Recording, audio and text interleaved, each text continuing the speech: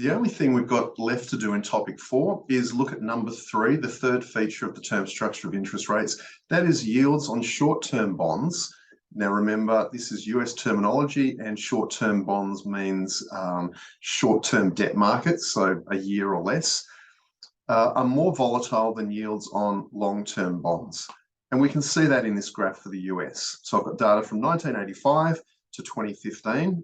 This third feature does require this third feature of interest rates that I've got highlighted here does require a long data set to actually show up the feature in the data.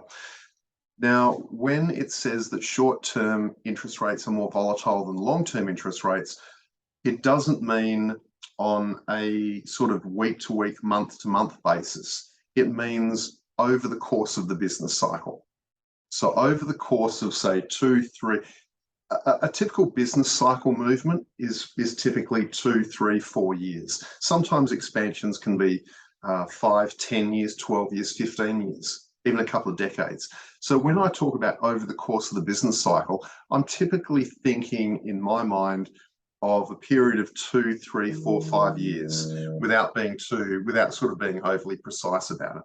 So what we can see is that if we kind of look over periods of 2 or 3 years, then these short-term rates, which is the federal funds rate in this diagram, that's the US version of the cash rate, that certainly is more volatile than the corresponding 10-year government bond yield in the US. You've got the cash rate here, for example, in the early 2000s, dropping from about 6.5% all the way down to that's about 1%. But the 10-year bond yield only decreased by about half that amount, if that. Here we have the cash rate dropping in the late 1980s from around about 10% all the way down to close to 3%. The 10-year bond rate, yes, it did decline as well, but by only a fraction of the amount that the short-term rate decreased by. And we can see that across the board here. More recently, this drop here from about 2007, 2008 to about 2009. So this dropped from what, 5.5% down to about 0.25% in the US. That was just after the global financial crisis. There was a big drop there. Rates stayed very low. Yes, the 10-year rate did drop, but nowhere near the 5.5% drop of the cash rate. That's what we mean by short-term rates being more volatile. They move. When they do move, the movements are larger than the movements of the 10-year yield over the corresponding time period. So we have to figure out why that's the case. Well, it comes down to something called the expectations hypothesis. Now, I have given you a reading about this. So there's plenty of information to read about what the expectations hypothesis is all about, but I'm going to put it into very simple terms. So hopefully what I say will make sense, and then you can go and read the more complex explanation in the textbook. So what we're doing is we're considering a 3-year time period, and we're looking at interest rates over this 3-year time period, and we're starting off right here. So we're at the start of year 1, that is today. Okay, so whenever you're viewing this video, whatever day that you're viewing this video, that is today right there, on the horizontal axis, but at the point where it connects to the vertical axis. Now, at this current point here, we're going to assume that the 1-year interest rate is 5%. Okay, and we know that the cash rate and the 1-year interest rate are highly correlated. So if the 1-year interest rate is 1%, the cash rate is probably 4.8%, something like that. But we won't worry about what the cash rate is. We just know that the cash rate and the 1-year interest rate highly correlated. And so I've drawn a line here indicating that the 1-year interest rate relates to the first year. So what I'm sort of suggesting here is that if I wanted to lend money for 1 year, then from today, over the course of this first year, I could earn 5%. And because we're here today at this point, we know what the 1 year interest rate is today. We can look on our computer screens and find out, okay, today if I want to lend money, if I want to lend money for 1 year or borrow money for 1 year, the interest rate is 5%. Okay, then this second blue line for the second year, that is our expectation of what the 1 year interest rate will be exactly 1 year from today. So I'm standing here at day one, knowing with certainty, because I can look at it on my computer screen, that the current 1 year interest rate is 5%. But today, I don't know what the 1 year interest rate will be in the second year of this period. Markets don't tell you that. All I can do, I don't know what that interest rate will be with certainty. The best I can do is have an expectation of what the 1 year interest rate will be 365 days from now. And so let's say I form that expectation and I believe it's going to be 6%. And then 2 years from now, I believe the 1 year interest rate over the 365 days of the third year, I believe that interest rate will be 7%.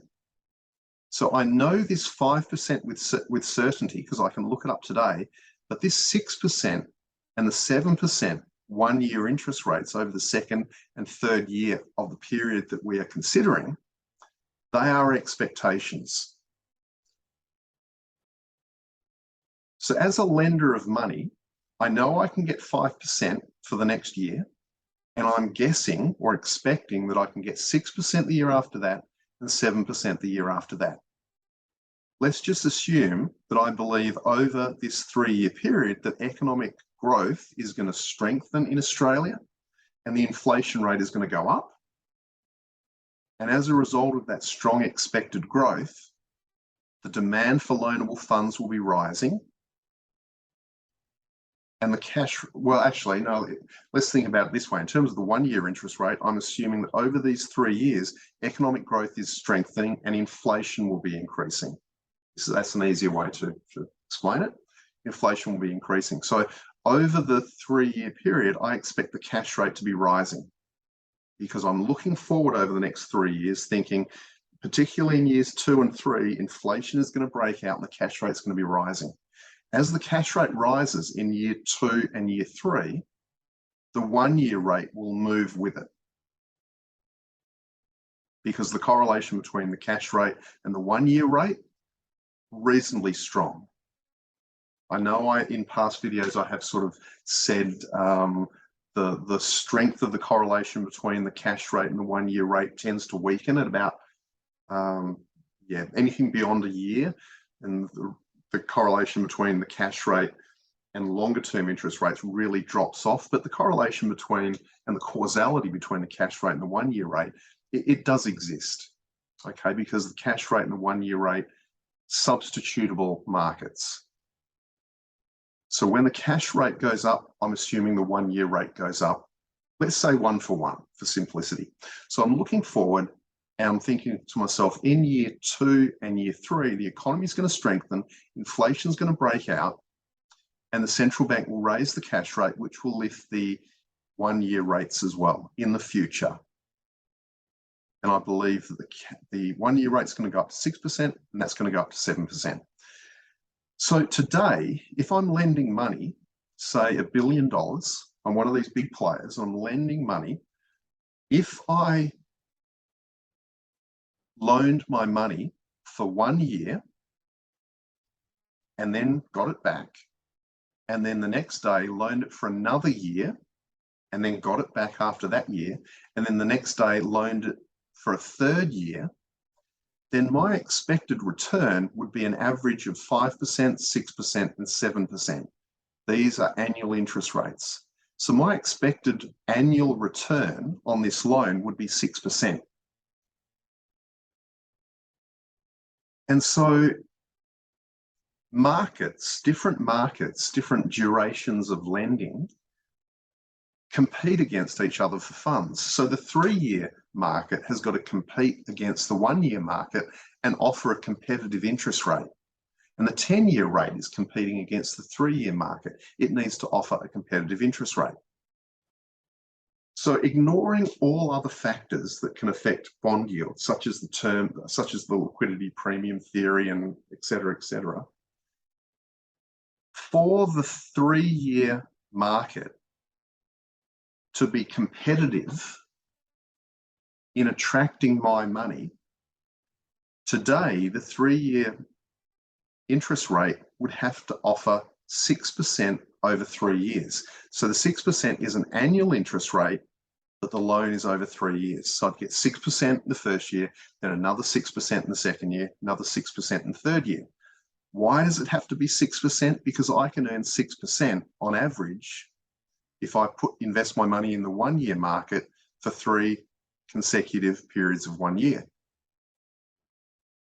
So, for example, if the 3-year interest rate was down here at 5.5%, no one would lend money into the 3-year market because they could earn a much higher expected return in the 1-year market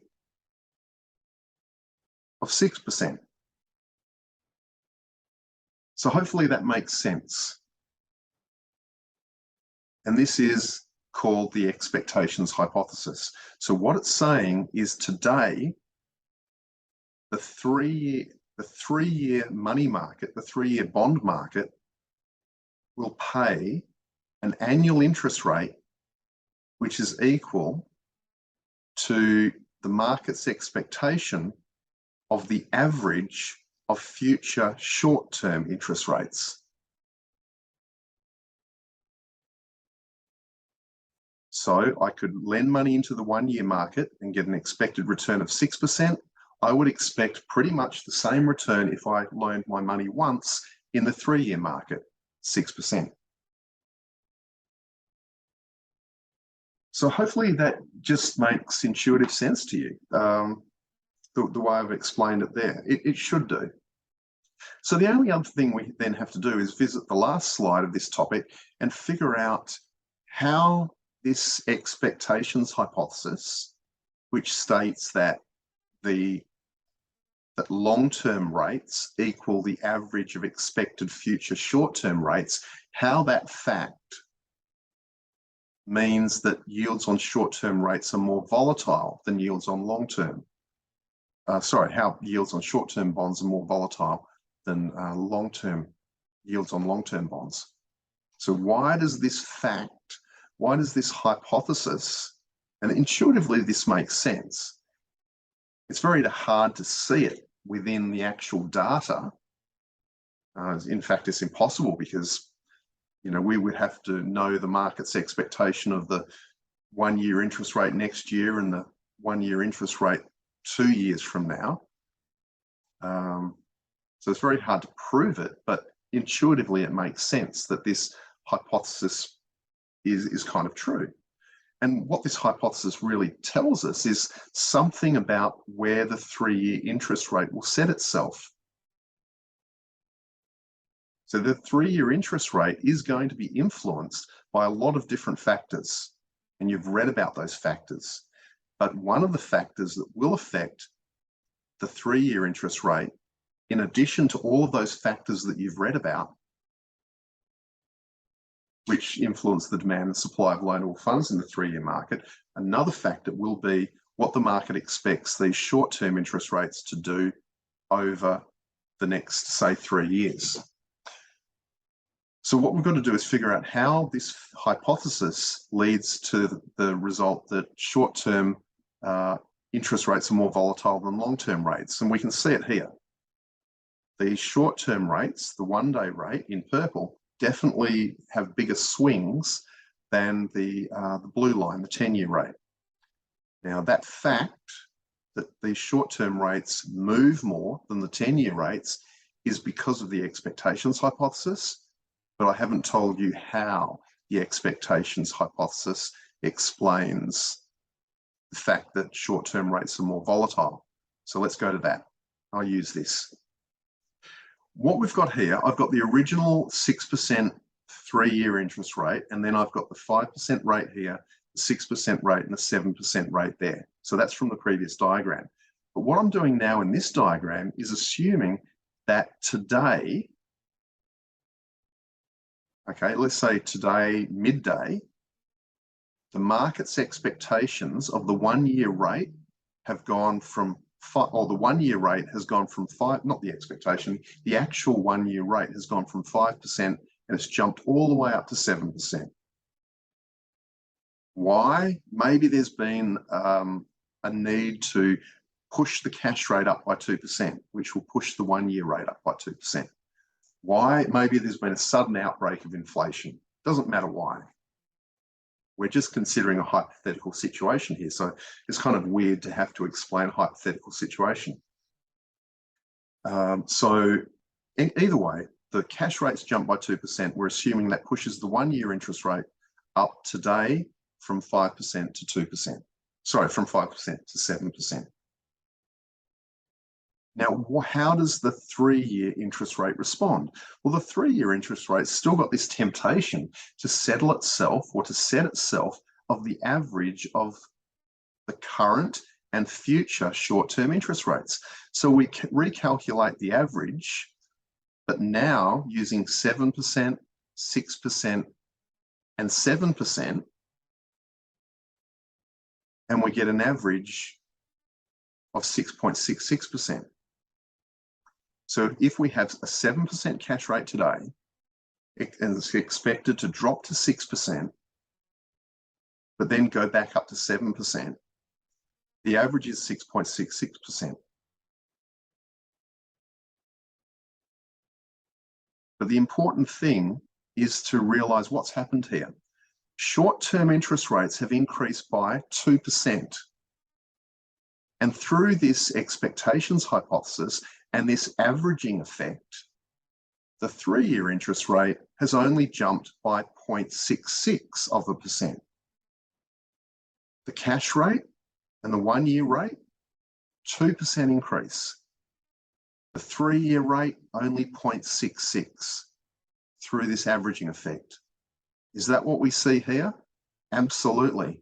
We see from here to here, sort of a 5% drop in the cash rate. But the 10-year rate only falls by half that. Same here in the early 2000s. In the early 2000s, they had the, in America, there was the tech bubble burst in the stock market, as well as the Twin Towers being attacked and collapsing. That pushed the American economy pretty much into a recession. The cash rate was drastically cut in the early 2000s. At the same time, 10-year rate started falling as well for different reasons, but they both came down. These interest rates both came down because of the associated recession that America experienced in the early 2000s. But the magnitude of the reduction in the short-term rate is much greater than the magnitude of the reduction in the long-term rate. It's exactly what we're seeing here. Short-term rates in this case are rising by, say, 2%. Longer-term rates of 3 years are increasing only by a fraction of that 2%.